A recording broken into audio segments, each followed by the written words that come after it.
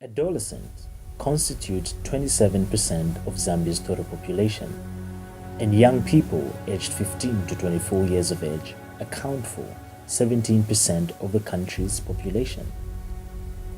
The median age at first sexual intercourse is 14 for females and 15 for males, while the reproductive health policy states that the provision of sexual reproductive health services should be blind to age, color, creed, religion, gender, and mental or social economic status.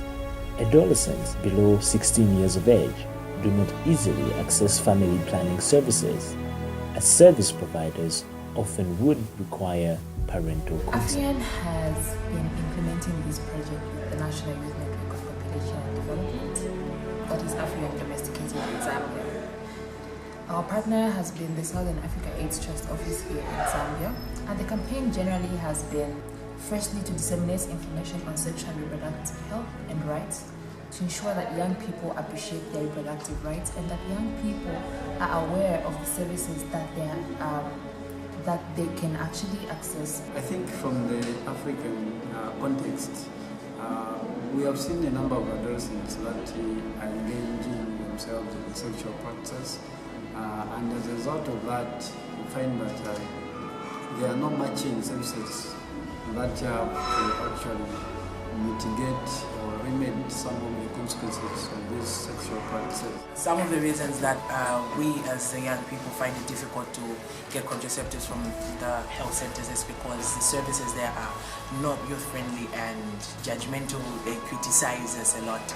So for the fear of that, we just might to step back and not go anywhere near that. I've encountered many young people that have complained about bad friendly services in clinics, and I've also encountered that myself where because as a we have a youth-friendly corner at the organization I volunteer with, and you'd find that we refer young people to clinics to go and access safe abortion, and you find that the service providers there are very hostile because these the youths are young, and they're also going to bring in the aspect of them not being married, and that they should come with their parents if they want to access the service. And there are times where they are sacked, their money is taken from them because they know that these young people are desperate. I think we find the African intervention to advocate for some of these interventions and calling upon countries, calling upon stakeholders to be able to take proactive measures.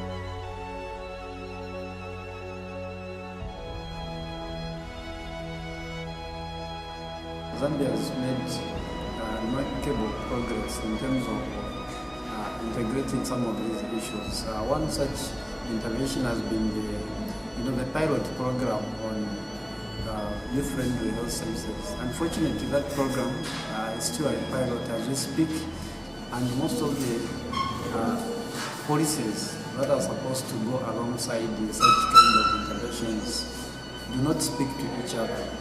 For instance, when it comes to access to reproductive health services, there are a lot of conflicts within the laws, and it's a high time government and the other stakeholders came together to make sure that there is a policy harmony, so that when you go to the clinic do not use this particular law to bar the adolescents or young people to access the services. When it goes to schools should not say this is what we can allow and this will be disallowed. For instance, the issue of access to condoms. We find Ministry of Education will tell you to say will not allow our pupils to get access to condoms. Yet condoms has proved to be one of the effective ways to prevent some of these reproductive health consequences and stuff like that. So it's high time we saw government taking proactive measures, working with partners to make sure that is actually this particular policy harmony. We should be able to come on one table and be able to design one policy that is going to speak across board, where you go to the Ministry of Education, you go to the Ministry of Health, they speak to each other.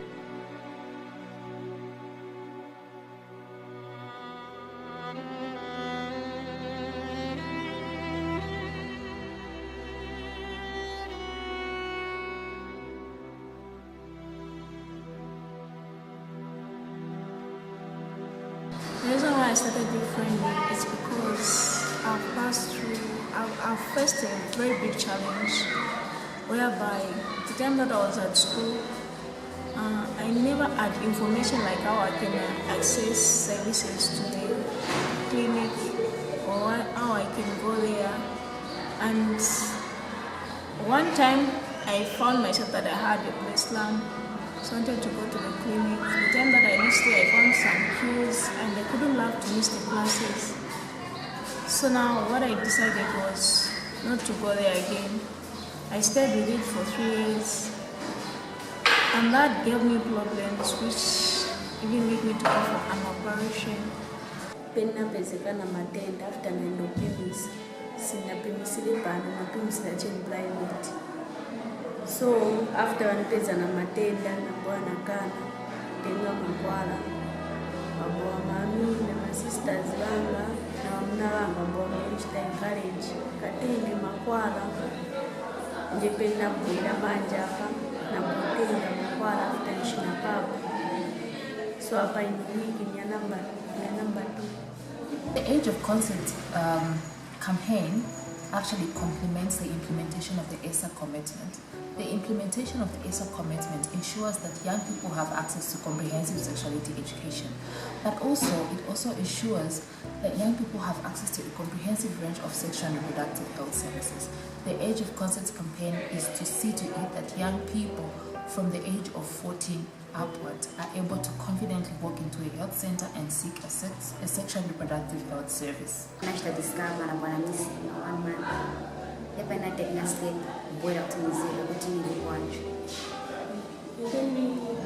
Service response wenzeli kulima nurses wenzeli watu wanaona pamoja na timu na nini bana yenzeli chemu mshwana pasache na encourage tufu kwamba family planning tufu kwamba ntini to fast tufu ziba fast na health ya mwelinga tunamini.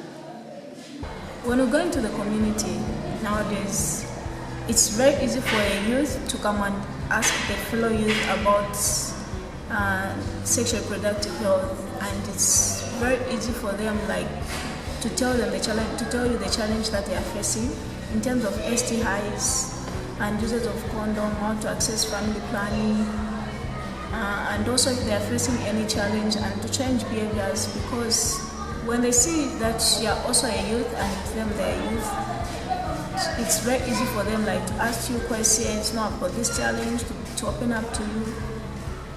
And then also I could love that in every clinic we could have the nurses that are friendly to the youth when they come, and also to encourage them, because we come from various homes whereby we can't be free to tell our parents, even our guardians, but when we see a doctor or a nurse, it's very easy for you to open up, because you have seen that this person is the right person to help me. For me, when you talk about the Age of Consent campaign in Zambia, it's meant quite a lot to me as a young person, because it has helped to bring to light a lot of things that affect young people in line with sexuality, including teenage pregnancies, as well as issues of abortions, and most importantly, access to contraceptives. I think it has helped young people understand what it is that is involved, because in as much as we want to help in reducing the age, it's also important that young people understand what it is we're talking about, and so the campaign itself has helped bring that to I'm trying to endorse the age consent being reduced so that young people can freely go and access services. We're very comfortable to say that as Africa and Zambia, we want to see the age of consent dropped from the age of 16 to the age of 14. The call by AFRIA to make sure that this age is reduced to 14 is a critical step in the right direction, and we 100% support that, and we call for all well-meaning stakeholders to join forces with AFRIA to make sure that the age of consent is reduced to 14 in Zambia.